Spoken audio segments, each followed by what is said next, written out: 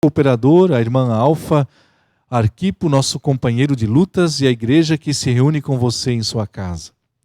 A vocês graça e paz da parte de nosso Pai, do Senhor Jesus Cristo.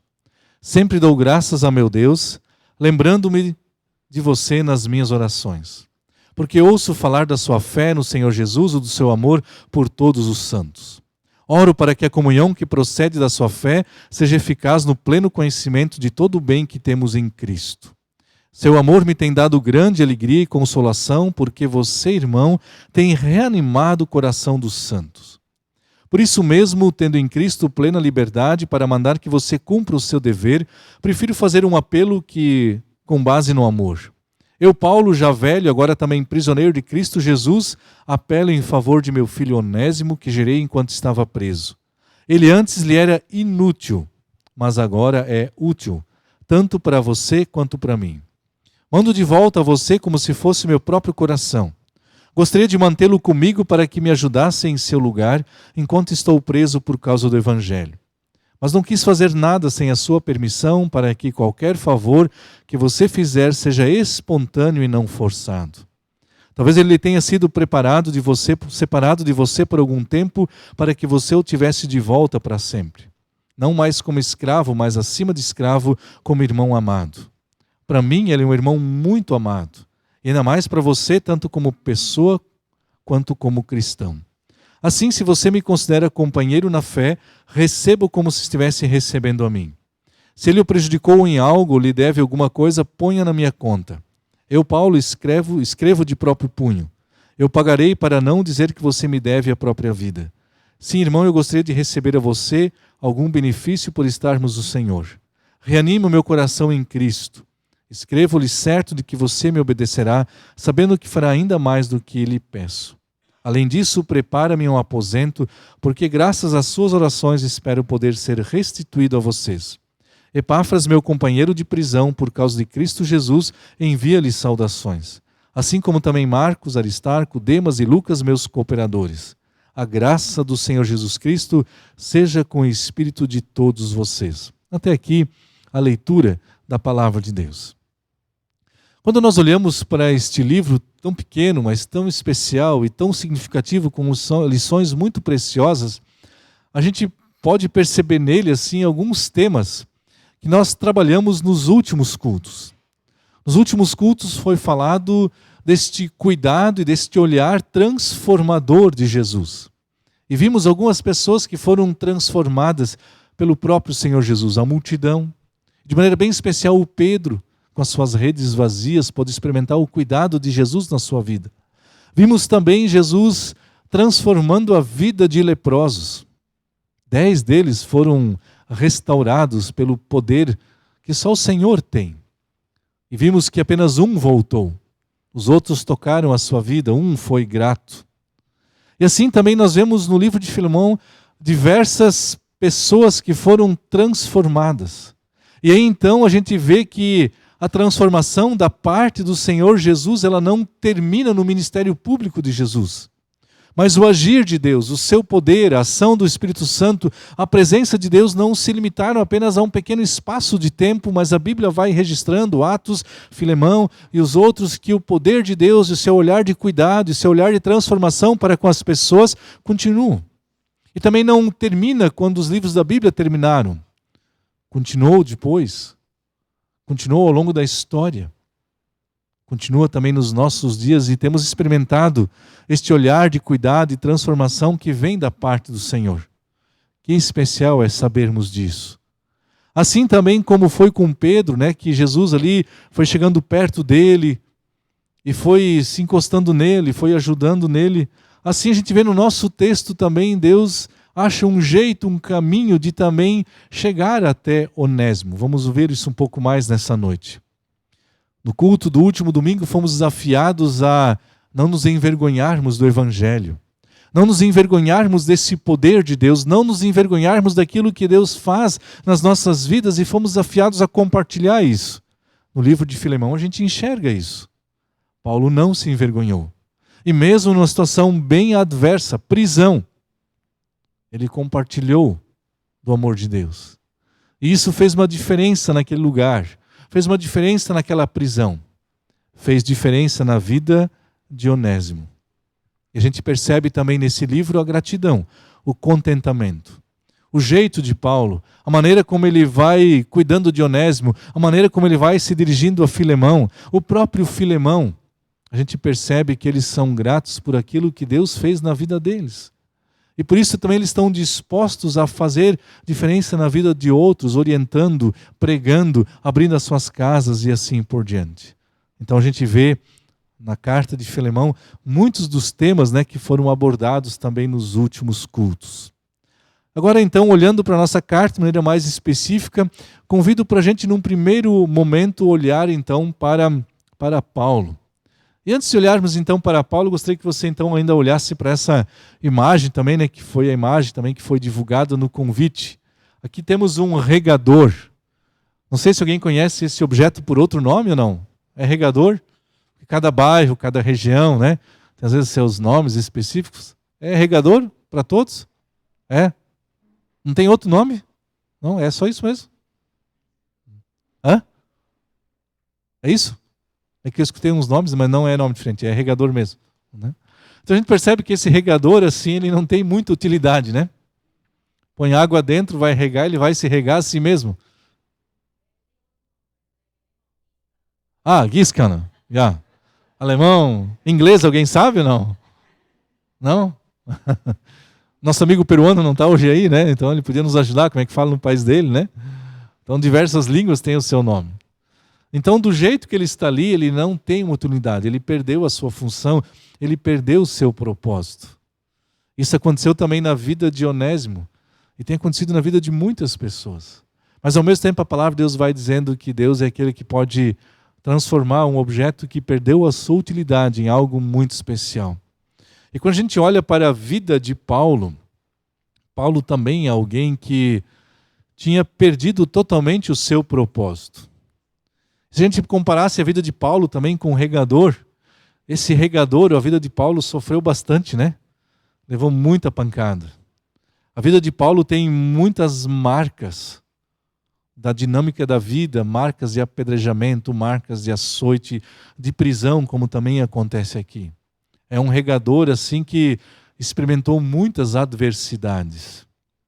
Mas ao mesmo tempo, a palavra de Deus diz que Paulo foi alguém que também foi transformado. E foi transformado de maneira muito radical, né? Ele estava indo a caminho com um propósito, né, totalmente torto, que desagradava a Deus, e Deus encontra ele de maneira bem radical, e ali tem uma transformação muito significativa.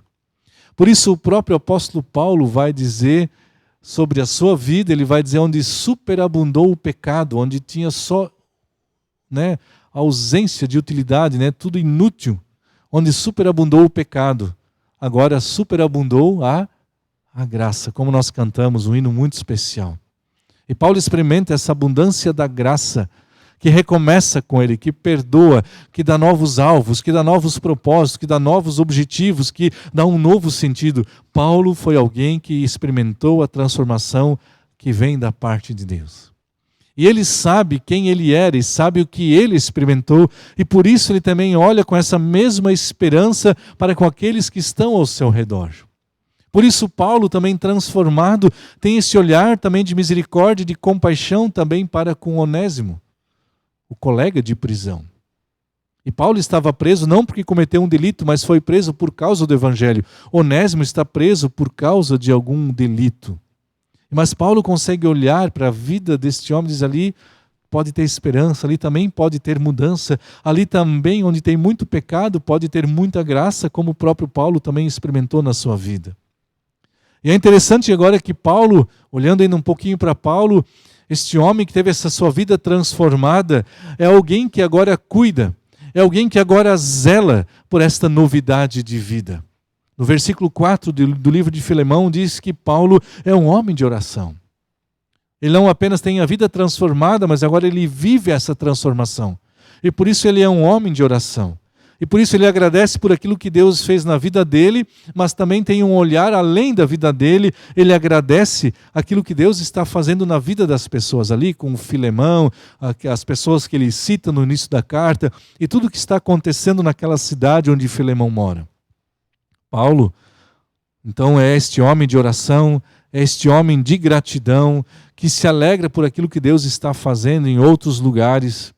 E mesmo na adversidade, mesmo em circunstâncias adversas, ele procura a comunhão e a notícia dos irmãos. Ele quer saber como eles estão. Ele quer ter notícias deles. E no versículo 7 nos é dito que, ao receber as notícias daquilo que Deus está fazendo na vida dos outros irmãos, né, daquilo que está acontecendo na comunhão, o que isso gerou na vida do Paulo? Isso gerou ânimo, gerou fortalecimento, deu forças para ele. Então a gente percebe que quem tem a sua vida transformada, ele precisa continuar a viver essa transformação, precisa continuar nesse trilho que honra e que agrada a Deus. E nesse trilho faz parte a oração, nesse trilho faz parte a comunhão. E a comunhão fez toda a diferença, mesmo que Paulo agora está limitado com a prisão, não pode sair, mas ele faz uma força para saber o que está acontecendo, de como estão os encontros, o que Deus está fazendo lá. E só o fato de ouvir já é um grande privilégio para o Paulo, que vai trazer ânimo, que vai trazer motivação. Por isso nós também, que experimentamos a transformação que vem do Senhor, temos que cultivar esses aspectos que são tão preciosos para o apóstolo Paulo, a oração, o saber como estão os outros irmãos, o querer estar inserido na comunhão. Nós temos que ter esse propósito. Muitas vezes a gente tem um monte de desculpas e empecilhos, né, para buscar a informação, para estar na comunhão. Mas Paulo nos ensina que nós temos que aprender a vencer as barreiras e achar uma forma de estar ali conectado, né, inserido, sabendo daquilo que está acontecendo. Então Paulo nos ensina isso. E o aspecto também que fomos desafiados no último culto é essa questão de não se envergonhar do Evangelho. Paulo está na prisão. A circunstância não é boa, adversa. Talvez ele teria muitas razões para lamentar, muitas razões para queixar-se. O cenário não é favorável. Há o perigo de cair no lamento, há o perigo de cair no vitimismo. Ou outro perigo é esperar as circunstâncias ideais para então eu falar. Muitas vezes a gente usa isso como desculpa, né? Quando eu souber tantos versículos, quando eu conseguir cantar tantos hinos, ou quando acontecer isso, ou quando vir um raio rosa, né, por cima da minha casa, e quando acontecer daí eu vou fazer alguma coisa pelo reino de Deus, né? A gente sempre está esperando o ideal, ou as circunstâncias boas. Será que elas vão vir um dia? Não sabemos, talvez sim, talvez não. Mas queremos aprender de Paulo que mesmo no meio da adversidade, mesmo quando a coisa não é favorável, ele aproveita aquele momento, ele aproveita aquela circunstância e diz, agora é o momento. Eu tenho Onésimo, tenho os outros presos, eles carecem dessa graça de Deus, eles precisam ser transformados e Paulo então não se envergonha e anuncia o Evangelho. Por isso também, ao olharmos esse testemunho de Paulo na carta de Filemão, ela possa também despertar em nós e nos encorajar para a gente continuar nessa caminhada e a gente continuar a também ter esse olhar de cuidado para com os outros e anunciar a boa nova do Evangelho. Talvez as tuas circunstâncias também não estão fáceis, como de Paulo também não estavam. Mas não use elas como desculpa para ficar na quietude, para não falar ou se vitimizar ou ficar lamentando. Talvez as circunstâncias não sejam as ideais. Talvez você não tenha todas as ferramentas que você gostaria de ter para fazer aquele serviço, para anunciar a boa nova do Evangelho. Mas faça com aquilo que Deus já tem te dado. Não espere o momento ideal, porque talvez nunca vai ter o momento ideal. Nós estávamos na segunda-feira em Jaraguá, levando os instrumentos do grupo de cordas para o luthier. E aí então fomos lá com algumas pessoas, né? O Rodrigo também, o Marcelo, fizemos um piquenique de homens naquele dia lá, foi bem legal, um passeio lá.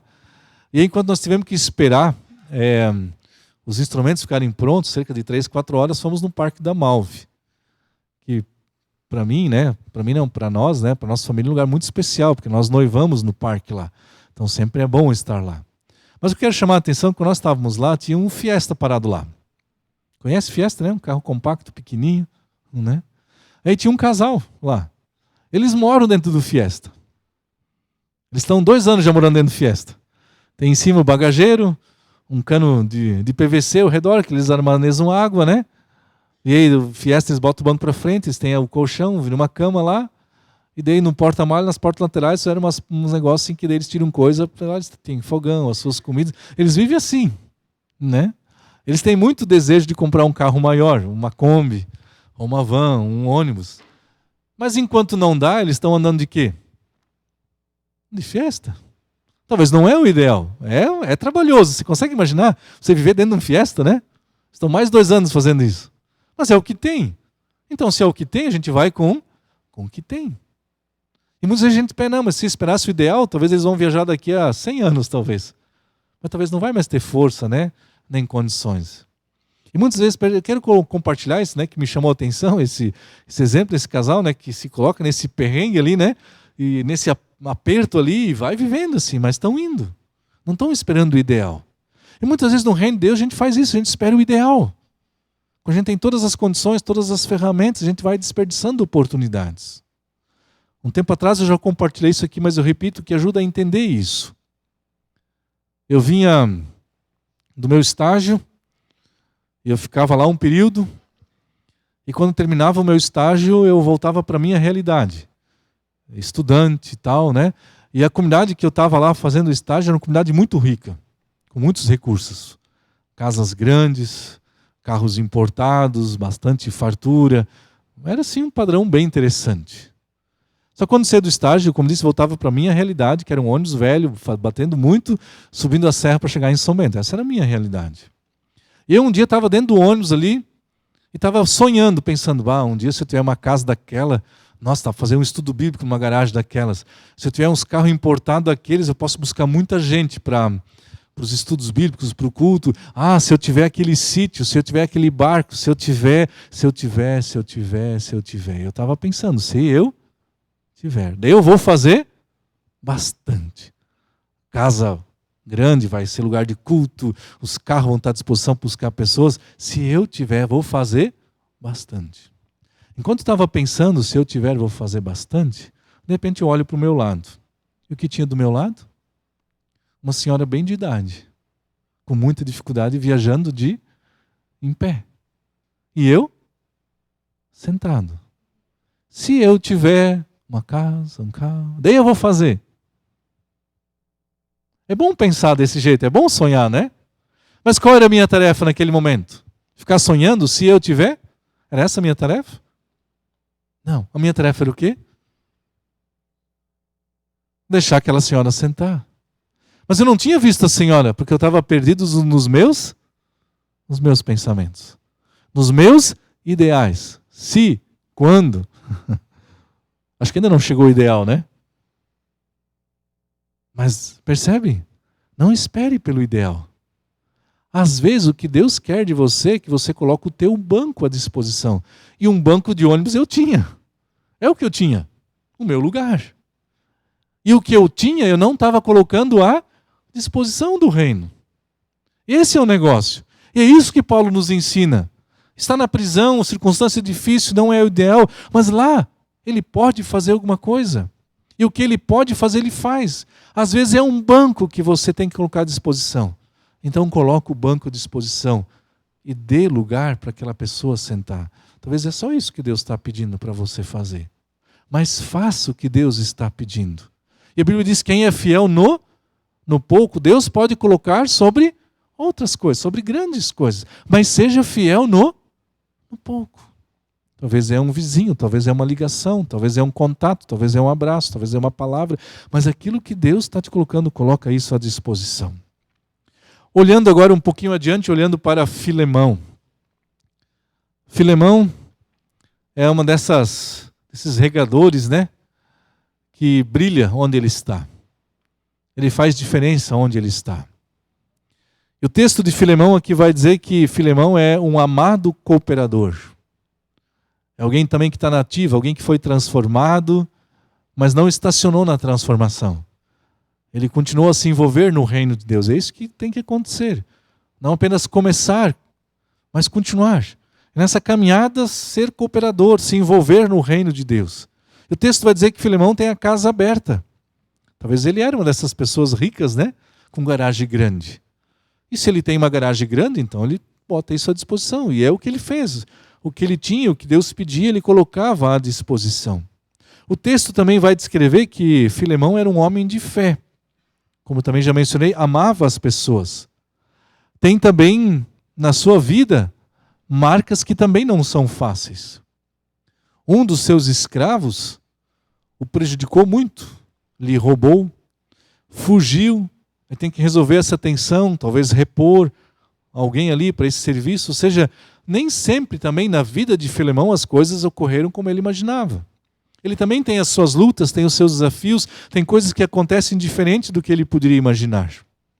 Mas em meio a isso tudo, o incômodo que ele tem com alguém que foge, alguém que ele rouba, com essa chateação, ou outras coisas que talvez também aconteceram com ele, o texto diz que ele permanece fiel. Ele permanece no caminho. Continua sendo um cooperador, continua sendo um homem de fé, continua sendo amado, continua fazendo diferença. De Filemão também dá para aprender muitas coisas. Eu destaco essas. Quero olhar agora então para Onésimo. Onésimo o nome dele é muito bonito. Onésimo significa benefício, algo rentável, algo lucrativo. Ou resumindo, podemos traduzir o nome de Onésimo também como alguém útil. Só que inclusive o próprio apóstolo Paulo faz um trocadilho com o seu nome. Onésimo significa útil, mas na verdade alguém que era para ser muito útil, na verdade não foi. Ele se tornou inútil. Se tornou alguém que rouba, se torna alguém que foge, alguém que cometeu outros delitos, porque para ele estar preso em Roma não é por causa daquilo que ele aprontou com Filemão, porque ele foge de lá para se livrar dessa situação. Lá em Roma ele ia conseguir se esconder no meio da grande multidão, capital do mundo, mas lá uma outra coisa ele aprontou que o leva para a prisão. Alguém que nem nessa imagem, né? Um regador torto que tem que entrar num processo de cuidado, tem que entrar num processo de transformação, de lapidação, senão vai continuar sendo alguém inútil, sem sentido, sem valor, longe dos propósitos e dos princípios daquilo que Deus tem pensado para ele. Mas a Bíblia vai dizendo que Deus também tem um propósito para Onésimo, apesar da sua vida torta. E assim como Jesus chegou para Pedro de mansinho, pedindo o barco emprestado, pedindo para ele empurrar o barco para dentro do lago ali, depois vai conversando pessoalmente com Pedro, com Onésimo foi um pouco diferente. Ali Deus vai falando com ele através da dor, na prisão, quando a coisa aperta, quando a coisa ficou difícil. Já ouviram essa expressão, né? Se não é por amor, é pela dor. E às vezes é um caminho. E que bom que esse também é um caminho que Deus usa. Fez diferença na vida do Onésimo, na dor, na prisão, nessa situação de limite, nessa situação de apuro. Ele é impactado pelo testemunho de Paulo, por aquilo que Paulo anuncia, pela boa nova do Evangelho. E o texto diz que ele chega na fé. E que se torna um cristão. E Paulo vai dizer que foi gerado por Paulo, pelo testemunho de Paulo, pela dedicação de Paulo, por Paulo não ter se envergonhado do Evangelho e ter testemunhado para Onésimo. E agora Onésimo tem a chance de ter o seu regador, né, mudado, transformado. Não tem sentido agora, não é mais aquela pessoa inútil.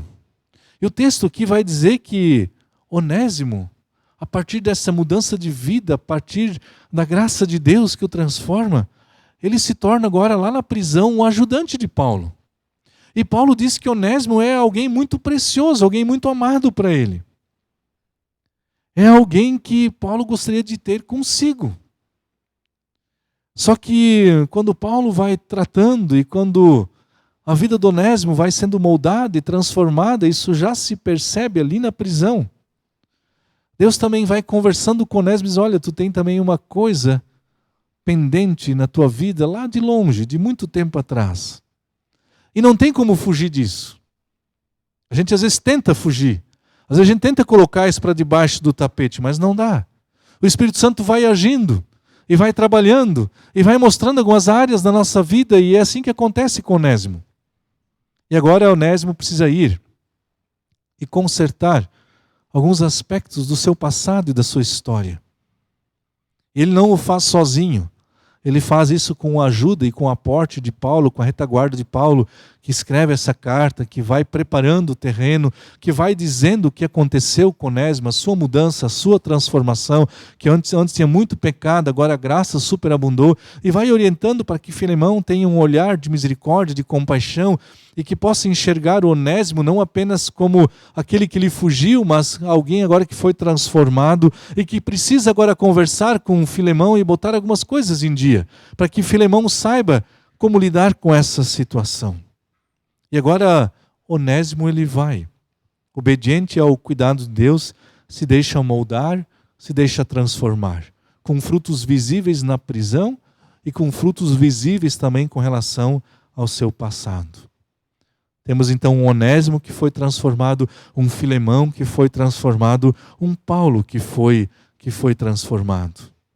E pessoas que uma vez que foram transformados, ficaram sensíveis e se deixaram cuidar e se deixaram moldar por Deus. Pregando na prisão, ou abrindo as suas casas, ou escrevendo cartas, ou seja, sendo um suporte, enfim, de muitos jeitos e de muitas formas, eles foram fazendo diferença no reino de Deus. E eu quero concluir convidando a gente para olhar essa imagem. Aqui nós temos esse regador lá do início, torto, sem utilidade, não tem muito sentido. Aí temos a outra imagem ali, o mesmo regador. Só que agora com uma grande diferença.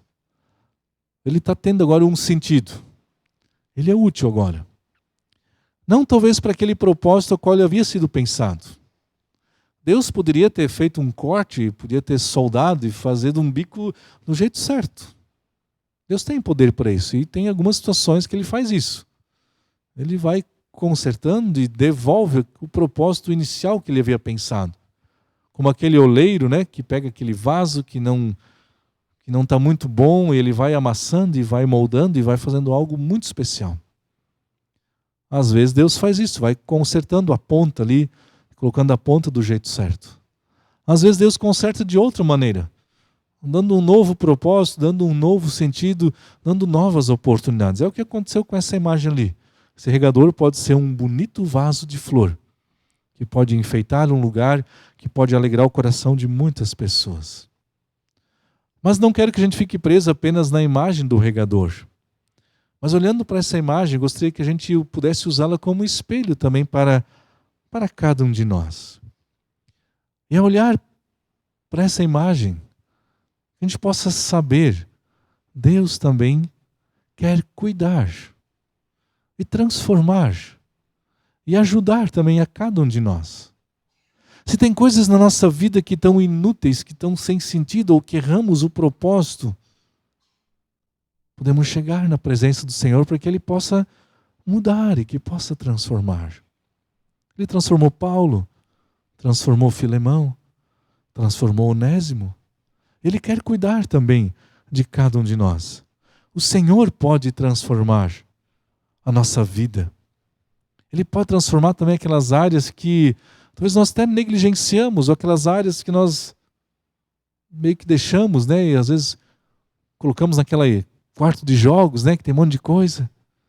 Mas o Senhor tem poder e tem forças para nos animar e nos encorajar a entrarmos ali e sermos moldados, sermos transformados, seja recomeçando, seja fazendo novo, enfim. O Senhor sabe e tem poder para cuidar e conceder aquilo que cada um de nós precisa. Se tem áreas que estão tortas ou inúteis, que a gente possa saber, o Senhor pode mudar. E que essa possa ser a nossa oração. Dizer, Senhor, muda, transforma, conserta, dá um novo sentido, dá um novo propósito. Eu quero fazer diferença. Como Paulo fez, como Filemão fez, como Onésimo fez. O Senhor, Ele quer cuidar de cada um de nós. Que a gente possa silenciar diante da presença do Senhor e conversar com Ele. Dizer, Senhor, essas são algumas áreas que Eu preciso da transformação, eu preciso da mudança, eu preciso que tu transforme isso em algo útil. Talvez você pode também já agradecer a Deus. Eu quero te agradecer porque, olha, se eu olho para a minha vida, para a minha história, onde ela podia ter parado, onde ela podia ter ido, mas tu fosses bom para comigo, tu me preservaste, cuidaste, tem sido bom para comigo. Então louva a Deus, porque Deus tem te encontrado, tem cuidado e tem feito diferença na tua vida. Enquanto você vai pensando, seja você que está conectado ali onde você está ou aqui, nós também queremos então, enquanto vocês vão pensando, também depois desse pensar, coletar os nossos pedidos de oração, as quais queremos trazer também na presença do Senhor, para que Ele possa cuidar também dessas áreas, para que Ele possa cuidar também desses assuntos. Fecha os teus olhos, baixa a tua cabeça, te aquieta na presença do Senhor e conversa com Ele. Agradeça a Ele por tudo aquilo que Ele já tem feito na tua vida. Você talvez já tenha feito diferença e abençoado muitas pessoas. Mas talvez você tenha esfriado também e tenha perdido esse entusiasmo, essa alegria de fazer diferença, de compartilhar do amor e da graça de Deus. Ou talvez dons e habilidades, você tem negligenciado isso e elas não têm sido úteis no reino de Deus. Converse com Deus e peça para que Deus possa fazer de você um regador muito especial, que possa fazer diferença, que possa regar, que possa abençoar muitas e muitas pessoas. E que esse Deus, que transforma regadores que talvez são sucatas, que não tem valor nenhum, mas quando Deus bota a mão, Ele faz algo muito bonito e algo muito especial. E que esse Deus possa colocar a sua boa mão sobre cada um de nós, fazer algo muito especial nas nossas vidas nesta noite, também para dentro da nova semana que se inicia. Que possamos ir sob o cuidado e o agir desse Deus nas nossas vidas. E que Ele nos abençoe grandemente. Amém? Amém. E na paz e no amor desse nosso Deus. E desejo isso para as pessoas ao teu redor. Desejo a elas aí uma ótima noite, uma excelente semana. Obrigado que você esteve aqui. Especial tê-los também conectados com a gente. Deus cuide de cada um de nós. Amém.